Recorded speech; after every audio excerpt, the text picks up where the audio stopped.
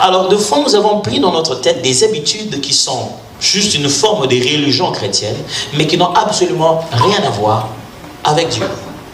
Rien à voir avec Dieu. Un jour, j'étais dans une réunion de prière, quelqu'un dit, on ne chasse pas le diable assis. Vous avez déjà entendu ça? Ça sonne bien qu'on dit ça en lingala.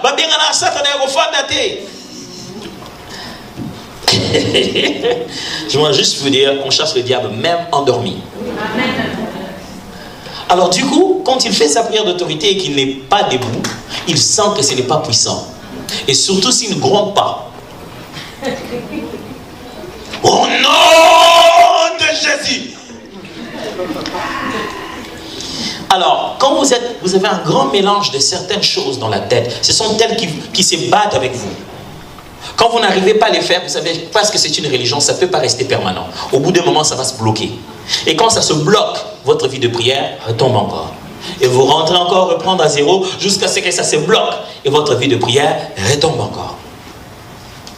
Par exemple, les gens aiment gêner quand ils sentent que spirituellement il est faible. C'est maintenant, je ne prie plus, je vais gêner. Le jeûne, en réalité, ce n'est pas pour redémarrer la machine. Le jeûne, en réalité, c'est de l'entretien. Ça c'est une culture qu'on n'a pas beaucoup eu. Vous peut-être, mais moi, chez nous, non. Ce n'est pas une culture qu'on a beaucoup eu, la culture de l'entretien. On préfère que le trou grossisse, jusqu'à ce que ça devienne du boulouman zengele. Alors là, on peut commencer à essayer d'arranger ça. On ajoute une chose dans son état pour qu'il devienne meilleur. On n'attend pas qu'il devienne encore mauvais vraiment. On prévoit déjà qu'après 3 mois, ça va s'engraisser, je vais mieux arranger ça. On ne jeûne pas parce qu'on n'a plus la vie de prière. C'est surtout quand on a la vie de prière qu'on jeûne pour ne jamais rentrer dans certaines choses. Vous voyez ça, hein? J'aime bien quand on fait...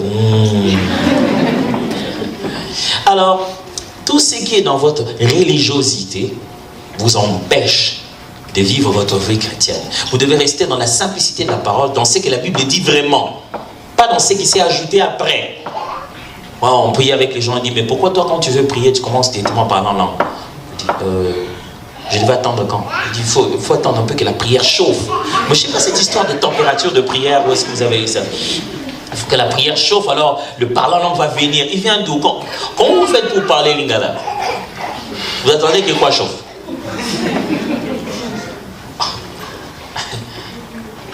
Où est-ce que vous avez vu ça dans la Bible qu'il faut chauffer la prière pour parler en d'autres langues? Alors, il y a des pratiques qu'on a vues dans notre milieu et qui sont transformées. J'ai même vu un jour, les gens avant de prophétiser, ils doivent avoir tremblé un jour. Oh mon Dieu! Un frère qu'on venait de gagner au Seigneur qui était catcheur, qui avait alors des biceps. Et après sa délivrance de tout ce qu'il avait touché comme fétiche, il est devenu enfant de Dieu, il est entré à l'intercession et il a reçu un nom de prophétie. Le mal, c'était que chaque fois qu'il doit prophétiser, c'était spectaculaire. Et il commençait à sautiller. Malheureusement, un jour, pendant qu'on priait, on était tous à genoux, et les sœurs et les frères à genoux, et les mains bien là, il a commencé à sautiller sans rien dire. Il a écrasé les doigts de toutes les sœurs. Et pour nous dire, après nous avoir eu 30 minutes, il dit, je suis l'Éternel votre Dieu, je suis là. Donc quand quelqu'un reste dans un endroit où c'est comme ça qu'on fait avant de prophétiser, c'est comme moi-même, témoin, un jour on priait, pendant qu'on priait, une sœur qui a commencé là-bas, je sais jamais pourquoi c'est je suis le Seigneur Jésus au milieu de vous, un autre comment ça va être, c'est sur le Seigneur là-bas, ce n'est pas moi. Non, c'était grave les jours où on était en train de prier. L'autre moi, je suis le Seigneur, Jésus l'a dit, moi c'est le Père. Un autre dit, moi c'est l'Esprit. Alors j'ai dit, allez on arrête, que chacun redevienne lui-même d'abord, ok? Alors, les pratiques religieuses, l'immaturité à laquelle on est exposé, la manière de faire, c'est celle-là qui devient notre vraie prison dans notre façon de prier. Alors je vous exhorte de lire la Bible. Lisez vous-même la Bible. Regardez ces choses-là vous-même. Est-ce que ça se trouve quelque part? Lisez par vous-même la Bible. Ok? Great. Je vais parler alors quelques minutes sur le culte communautaire. C'est-à-dire quand nous nous rassemblons, qu'est-ce qui se passe? Rapidement. Ce que j'entends par culte communautaire, c'est simplement ce que la Bible appelle l'assemblée. Parce que dans la Bible, quand on utilise le mot culte, ce n'est pas vraiment pour les réunions de prière comme ça. Dans le Nouveau Testament, le mot culte apparaît dans une idée de revenir sur le même mot culte de l'Ancien Testament. C'est généralement lié aux actes que l'on posait dans le tabernacle pour offrir le sacrifice. Le mot, quand nous le rencontrons comme ça, le Nouveau Testament utilise le mot assemblée, quand vous êtes dans l'assemblée. Mais ce qu'on appelle un culte communautaire, c'est une rencontre des chrétiens autour de la personne de Dieu, de la communion fraternelle. On vient, nous, en tant que chrétiens, on se rencontre, mais on se rencontre avec but de venir voir Dieu, de venir rencontrer le Seigneur, et aussi, avec conséquence, de s'édifier les uns les autres. On ne vise pas de s'édifier d'abord. S'édifier est une conséquence. On vise Dieu, et puisqu'on vient pour Dieu, il y a comme conséquence l'édification des uns des autres. Alors, qu'est-ce que j'aimerais dire? Voyons rapidement ensemble les caractéristiques du culte communautaire. Les choses qui montrent que ça, c'est un culte communautaire. Premièrement, le culte communautaire est à la fois horizontal et vertical. Qu'est-ce que j'aimerais dire par là? Horizontal et vertical. C'est truc que ça me dérangeait beaucoup à l'école. Parce qu'il y avait des moments où quand tu te tournes, l'horizontal devenait vertical. Alors ça dépend de la position où tu te tiens quand les profs mettaient... Bon, ok, c'est pas grave. Horizontal et vertical. C'est juste des termes pour dire, horizontal c'est la forme de relation entre hommes, nous, égaux, et vertical c'est la relation entre nous et Dieu. Le culte, quand nous nous rassemblons, il y a toujours deux raisons qui sont en un. C'est un peu comme je viens de le dire. Le culte, on vient pour Dieu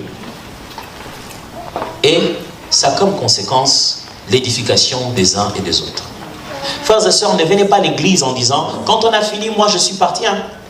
Quand on a fini l'église, les communions fraternelles, là, tout ça, là, moi je n'aime pas. » C'est comme ça là qu'on commence à manquer du respect aux gens. Cette église-là n'existe pas.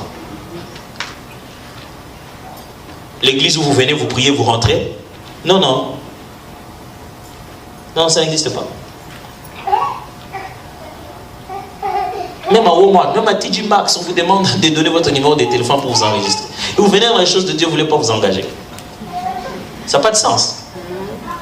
Le culte communautaire, c'est venir adorer Dieu, saluer les autres, parler avec eux, les embrasser, prier avec eux, exercer votre don en leur faveur et recevoir l'exercice de leur don. Amen.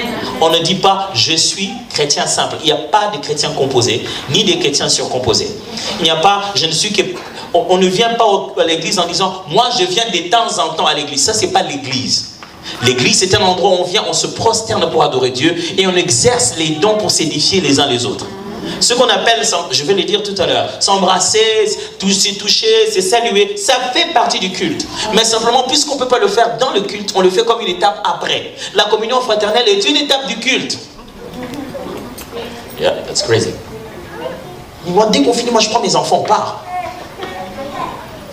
Ok, mais tout le jour tu pries que Dieu te visite, tu crois qu'il va le faire comment? La raison pour laquelle, vous savez, j'aime bien quand les gens disent, moi je n'aime pas trop les amitiés avec les gens là parce que je n'ai pas trop m'attacher, on ne sait jamais, après ça tombe toujours mal, j'en ai l'expérience. Hein. C'est pourquoi moi je n'ai pas d'amis. Il y a des gens qui boostent, qui disent qu'ils n'ont pas d'amis, ils sont très heureux de dire qu'ils n'ont pas d'amis. Waouh! C'est des gens quoi, vous êtes tellement rigoureux avec vos critères que vous n'avez pas d'amis? Non, moi je vais vous proposer ça autrement. Vous êtes tellement mauvais que personne ne veut être votre ami. Et c'est de l'orgueil. Le jour où vous aurez quelqu'un pour ami, vous lui dites déjà, tu sais, moi je n'ai pas beaucoup d'amis, hein, si je suis avec toi. Et du genre, allez, c'est un produit rare que je suis en train d'avoir là. C'est de l'orgueil, vous empêchez à Dieu d'agir en vous. Christ, le Fils de Dieu, prend Pierre, Jacques et Jean, il dit, venez prier avec moi, mon âme souffre jusqu'à la mort. Il n'avait pas honte d'être vulnérable auprès de certaines personnes. Vous ne pouvez pas vivre une vie chrétienne seule. Une vie chrétienne de solitude, c'est de la mort.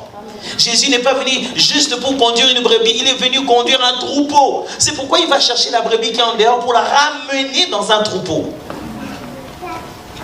Un culte corporel, un culte communautaire, c'est à la fois vertical. On vient pour Dieu, mais on vient aussi pour cette intimité, pour cette relation, pour recevoir de toi. Celui qui vient dans le culte et qui ne donne pas est un assassin. Il tue la vie des autres. On a besoin de toi. Là que vous êtes assis, je transpire, j'écris. C'est mon tour de vous servir. Vous, vous nous servez quand? Si vous êtes dans une église où vous ne servez jamais, vous n'êtes pas en train de jouer le rôle d'un chrétien. À quel moment les autres profitent de ce que vous vous donnez? Je ne parle pas de vos offrandes, nous tous on en donne. Je parle de votre don, de votre talent, de votre capacité, des choses que Dieu a mis en vous. Vous donnez ça quand?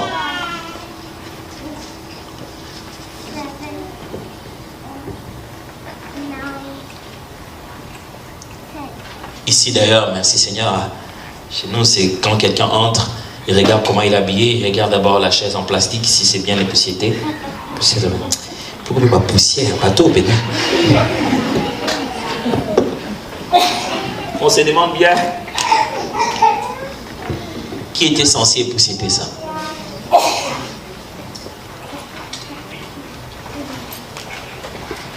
Qui était censé arriver avant? Eh mais ils ont déjà commencé les cultes. Ils ont commencé avec qui? C'est parce qu'on se considère pas qu'on est en train de donner horizontalement. Mes frères et sœurs, quand Dieu donne, toutes les réponses de la terre sont sur la terre. C'est comme ça. Toutes les réponses de la terre sont sur la terre. Dieu a établi l'équilibre comme ça, de sorte que dans l'eau, les problèmes que l'eau a, la terre puisse le résoudre, le problème que la terre a, le soleil puisse le résoudre, c'est comme ça. Le problème que toi tu as est une solution chez l'autre, il n'en a pas besoin. Ce que toi tu appelles, ce dont toi tu n'as pas besoin, l'autre cherche ça comme un vrai besoin. En nous-mêmes, nous sommes déjà une solution. Mais seulement quand on n'a pas les temps, les uns envers les autres, c'est Dieu pas. Dieu exauce, mais personne agit. Dieu exauce, mais personne ne délivre ce que Dieu a donné. Pourquoi? Parce que chacun veut rester dans son coin. Mes frères et sœurs, si vous êtes sur la terre et vous ne voulez pas qu'on vous fasse mal, que quelqu'un ne raconte pas des mauvaises choses sur vous, je vous propose quelque chose de plus facile. Quittez la planète. Trouvez une sorte de soucoupe, allez-vous-en. Sur la terre, même à l'église, d'ailleurs à l'église, le Saint-Esprit venait à peine de descendre. C'était fraîche, ils étaient spirituellement frais. Qu'est-ce qui se fait? Déjà à cette époque, les femmes qui étaient d'origine grecque se mettent à se plaindre et disent, quand on distribue la nourriture là pour le veuve, ils s'occupent seulement de leurs veuves qui sont des juifs. Le Saint-Esprit vient d'arriver, ils sont encore à Jérusalem, les premiers disciples de Jésus. L'église vient à peine d'être fondée, on commence déjà à se plaindre. Tant que l'église est une institution sociale, tant que les êtres humains sont ensemble, il y aura toujours des problèmes. Si vous ne voulez pas que ce soit vous, quittez la terre. Ne croyez pas qu'à l'église des Blancs, il n'y a pas de problèmes. Il y a aussi des problèmes blancs. Ne pensez pas qu'il n'y a pas de problèmes dans l'église des Espagnols. Il y a aussi des problèmes hispaniques. Ne pensez pas qu'il n'y a que des problèmes dans les églises des Noirs. Il y a aussi des solutions dans les églises des Noirs. Mais la question est, vous êtes qui? Un problème? Oh non, moi je ne suis pas un problème. Mais si vous n'êtes pas non plus une solution, est-ce que vous êtes un problème? Si vous n'êtes pas... Posez-vous une question. Dans toute la vie de cette église, à quel moment on a besoin de toi? Si vous ne savez pas répondre à ça, est-ce que vous êtes un problème? Dans toute la vie de cette église, à quel moment cette église a besoin de toi? C'est à ce moment-là qu'on t'appelle toi. C'est à ce moment-là que toi tu dois agir. Si tu n'as pas de réponse à cette question, c'est que tu es ceux pour qui nous prions beaucoup. À l'église, vous savez, nous autres pasteurs, on ne prie pas beaucoup pour les brebis présents. On prie beaucoup pour les brebis. Bon, ok, c'est pas grave. Deuxièmement, l'église, le culte communautaire tient compte de la transcendance et de l'immanence. Transcendance et immanence. C'est-à-dire, ce sont deux mots théologiques qui juste vous embêter pour rien. Le premier mot, transcendance, veut dire, ça tient compte du fait que Dieu est grand, puissant, élevé et ne peut être contenu par rien. Il dépasse et transcende tout ce qu'il y a sur la terre.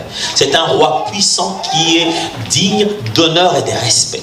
Et l'immanence parle du fait que Dieu, malgré qu'il est grand comme je viens de l'expliquer, habite dans le cœur. Il est proche de nous. Alors lorsqu'on vient dans un culte communautaire, on doit tenir compte de ces deux choses.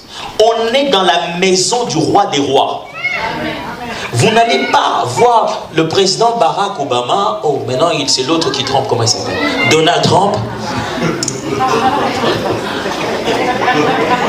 Je rentre demain anyway. Vous imaginez, allez, imaginez ça. Vous entrez à la Maison Blanche, allez voir le président Trump et vous mâchouillez.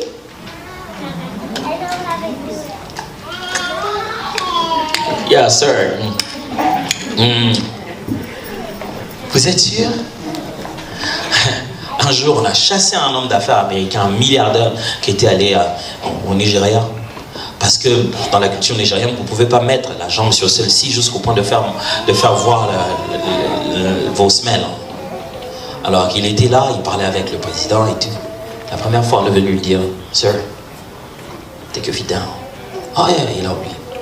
Deuxième tour, on dit, Sir, dans de l'air. La troisième fois, on l'a pris. Lui et la chaise, on l'a jeté dehors. Je me rappelle une des fois, je crois qu'on était allé au ministère de la Culture pour prendre nos cartes d'artistes. On arrive et à un moment, on lui dit non, la dame qui est ministre voulait vous voir.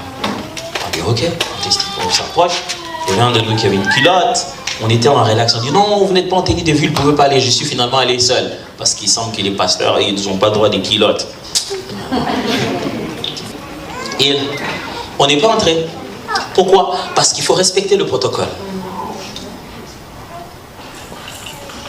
Mes frères, quand vous venez à l'église, vous venez devant un roi. Vous n'êtes pas un endroit où il faut blaguer. Quelqu'un à l'église, depuis tout le temps, il se prend une photo, WhatsApp, et il met ça sur Facebook. Moi, au culte, pendant l'adoration.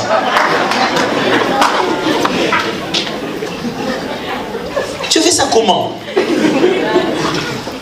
Vraiment sérieux? Tu ferais ça? Mais en même temps, c'est parce qu'on est très tourné vers l'immanence. On dit, oh Dieu c'est notre papa. Des fois quand j'entre dans les cultes des anglophones, pendant qu'ils adorent Dieu, ils s'embrassent aussi en même temps. Alléluia. Oh Dieu, il est tellement bon, c'est notre Père, il nous aime. Oui, il y a de l'immanence, mais il y a aussi de la transcendance. Chantez-nous que Yeshua, Yomoninga Malam. Rappelez-nous aussi que Dieu est tout puissant. Rappelons-nous sa grandeur, sa transcendance. On doit gérer à la fois sa royauté et son amitié. On doit respecter sa présence et s'approcher intimement de lui. Et ça, c'est depuis le répertoire que ça doit nous rappeler ça. Alors, il y a une chose que je rencontre souvent quand je viens ici. Si tu vas chez les anglophones, ils vont de l'autre côté du relax. Ils s'amènent en jeans, en culotte, en perpète occulte. Des fois même à la chair des modérateurs lui-même et des gens en culotte. Il y a des fois, je dis, ça c'est quelle version de Dieu que vous avez ici? Et puis je dis non, je préfère aller chez nous. Quand je viens chez nous, on est toujours sapé comme jamais. Mais ce qui m'étonne, c'est que quand je vais là-bas, au moment de prier, de se prosterner, ils sont libres, ils s'agenouillent, ainsi de suite. Mais quand je viens de notre côté, on dirait que notre sac nous empêche finalement de faire certaines choses. Si les habits avec lesquels vous devez honorer Dieu vous empêchent de l'honorer, à quoi ça sert? Ça vous empêche de lever vos mains. Quand je vais dire, levons nos mains, nous allons louer le Seigneur. Non, non. Parce que lui-même s'est dit, je ne veux pas aller plus loin. Nous allons nous agenouiller dans sa présence. Mon frère, aide-moi. Si vous voulez venir au culte, vous essayez de vous agenouiller, ça ne marche pas. Vous essayez de lever les mains, ça ne marche pas. Changez d'habit. Vous ne verrez jamais un mécanicien porter une veste pour rentrer sous un véhicule. Les sacrificateurs s'habillaient comme ils veulent, mais quand ils venaient au temple, il y avait un habit sacerdotal. Quand vous venez au culte, vous venez pour servir.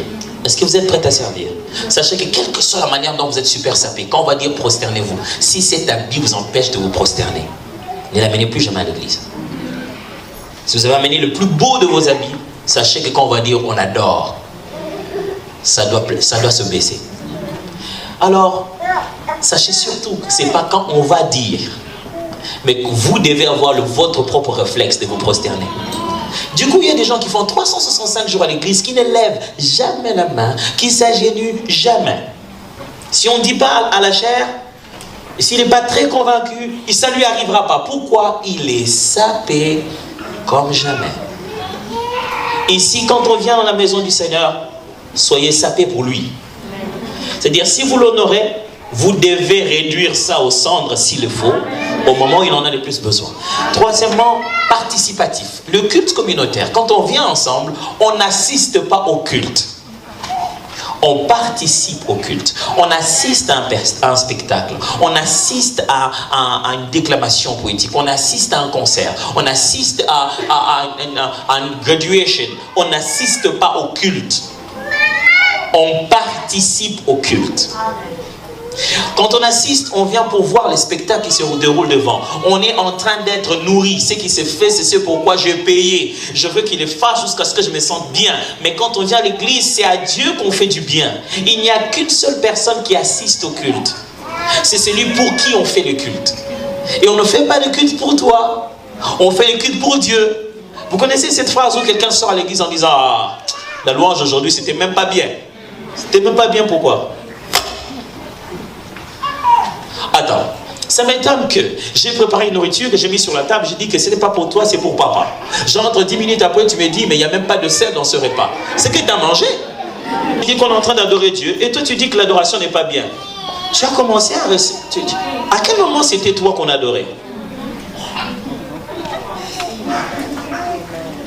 Non, mais l'adoration n'était... Dis-moi que tu n'aimes pas cette chanson, mais dis pas que l'adoration n'était pas bien. Dis-moi que c'est un répertoire que tu ne connais pas. Ne me dis pas que l'adoration n'est pas bien. Parce que ce n'est pas toi qui juges si c'est bien ou c'est pas bien. Parce que ce n'est pas toi qu'on adore. Et tous les jours, les pauvres groupes de louanges souffrent de ça. Ils disent, on doit chanter la chanson que maman pasteur aime, ou papa pasteur aime. Sinon, ils vont pas. Les gens, ils aiment bien tel chant. Dès qu'on commence un cantique que tu ne connais pas, tu t'assois tout de suite.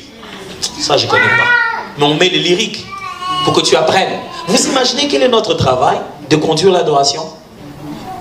Je connais presque pas la grande partie des gens qui sont ici et je dois modérer.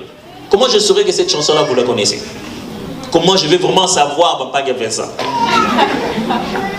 Comment je vais savoir les répertoires des cantiques que vous connaissez? Et quand je mets des cantiques ici, je me dis, laissons-nous être inspirés par un texte qui rappelle à chacun le grand Dieu qu'il est. Même si la mélodie, vous ne la connaissez pas. Vous avez la grâce d'avoir un texte qui passe. Lisez les textes, suivez la mélodie. On parle de Dieu. Ah, et avec la musique des Américains, là. Ah, moi, je préfère quelque chose de chez nous. Chez vous, ça devait être le ciel. On ne vient pas assister au culte, mes amis. On vient participer. Quand on dit on acclame les seigneurs, on ne vous acclame pas. On acclame les seigneurs, donc vous devez acclamer. Non, c'est pas acclamons les seigneurs. Vous savez, il y a des gens, quand tu regardes son visage, c'est comme s'il est toujours en train d'aspirer de l'air. Bon, c'est pas grave, ok. Vous venez participer au culte. Quand on danse, on ne danse pas pour que vous regardiez. Il y a même des gens, quand ils dansent, vous dansez et lui il touche l'autre. À ce moment-là, toi tu fais quoi? Ok, je vais finir vite avant qu'on va... Quatrièmement, le culte christocentrique, c'est-à-dire il est centré sur Christ. On ne vient pas pour plaire aux hommes, on vient pour plaire à Christ. Il est question de Jésus du début jusqu'à la fin. Cinquièmement, il est dirigé par le Saint-Esprit. Il n'est pas dirigé par nos goûts, mais c'est ce que l'Esprit veut ce jour-là et comme il le veut. Si on peut mettre le Saint-Esprit en avant, ça serait une très bonne chose. Sixièmement, il tient compte de la nature des participants. Je voudrais quand même dire ça. Quand on se rencontre ensemble, Paul suggère ceci. Si nous avons de non-chrétiens, on ne se mette pas tous à parler en langue. Parce qu'ils ne comprendront rien. Rien du tout. Paul dit, quand on est là, que quelqu'un ne se mette pas à parler en langue sans qu'il y ait d'interprétation. Qu'ils ne prennent pas une parole publique et ils parlent en langue sans qu'il y ait d'interprétation. Parce que ça serait vraiment, ça ne servirait à rien, ça n'édifierait pas. Si quelqu'un parle en langue en public en prenant la parole, il faudrait alors que quelqu'un d'autre interprète ce qu'il vient de dire. Ce qui veut dire que chaque fois que vous faites un culte, des choses peuvent changer quand vous tenez compte du fait qu'il y a des non-chrétiens qui viennent aussi à ces cultes-là. Et généralement, nos cultes, disons, des cultes des dimanches ou nos cultes de la semaine, les cultes de fin de semaine, ne sont pas vraiment de cultes, je vais dire, essentiellement chrétiens. Ce sont des cultes évangéliques. On tient compte de non-chrétiens qui viennent parce qu'ils n'ont pas toujours nos habitudes. On ouvre toujours de l'espace pour qu'on puisse les gagner au Seigneur. Et celui qui est censé gagner quelqu'un au Seigneur, ce n'est pas le prédicateur seulement. Les gens restent dans une église pas parce qu'il y a seulement la bonne parole, mais c'est parce qu'il y a aussi ce climat social. Mais si chacun fait la tête, début jusqu'à la fin, il ne faut pas venir juste pour écouter la prédication. Pourquoi ne pas mettre ça sur YouTube? Il vient ici, c'est aussi pour la chaleur humaine. Le fait qu'il est entouré des gens qui vont le